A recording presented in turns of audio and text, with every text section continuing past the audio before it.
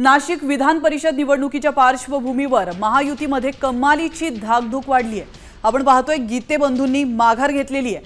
मात्र असं असताना देखील मतदार फुटू नये यासाठी महायुतीने आपल्या मतदारांना ठाण्याला हलवण्याचा निर्णय घेतलाय। तुम्ही पाहू शकता ही दृश्य।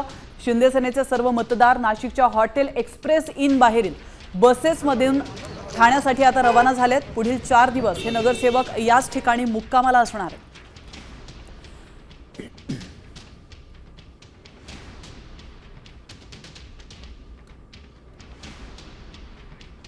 आपण ही दृश्य पाहतोय। नाशिकसाठी महायुतीचं हॉटेल पॉलिटिक्स सुरू झालेलं आहे। आपण पाहिलं काही दिवसांपूर्वीच नाशिकमध्ये गीते बंधूंनी परिषदेसाठी मतदानाची प्रक्रिया पार पडणार आहे आणि त्याआधी आता शिंदे सेनेच्या सर्व नगरसेवकांना ठाण्याला सहलीला नेलं जात आहे।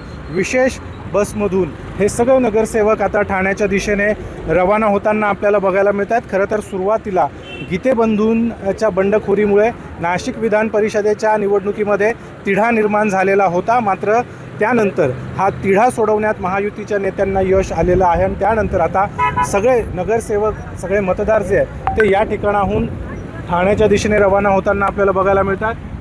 ठाण्याला जात आहेत, माघारी झालेली आहे, तरी पण धाकधूक आहे। काय नेमकं धाकधूक हा विषयच राहिलेला नाही। मुळात नरेंद्रजी दराडे यांना सर्वांनी पाठिंबा दिला आहे। ही निवडणूक उलट आमचा कॅन्डिडेट किती मतानं जिंकतो मी तुम्हाला सांगतो। महाराष्ट्रात रेकॉर्ड मतानं माननीय नरेंद्र दराडे हे निवडून येतील।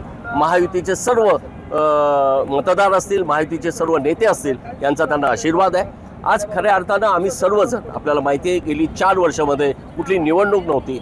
अनेक जे नगरसेवक आहेत ते नव्यानं निवडून आलेले आहेत। अनेक नगर परिषदांच्या निवडणुका झालेल्या आहेत। त्यांचे नगराध्यक्ष असतील, त्यांचे नगरसेवक असतील, हे सर्व ह्या निमित्तानं आम्ही सर्वजण एकत्र येणार आहोत। मला वाटतं हे एक निमित्त आहे, ही निवडणूक एक निमित्त आहे।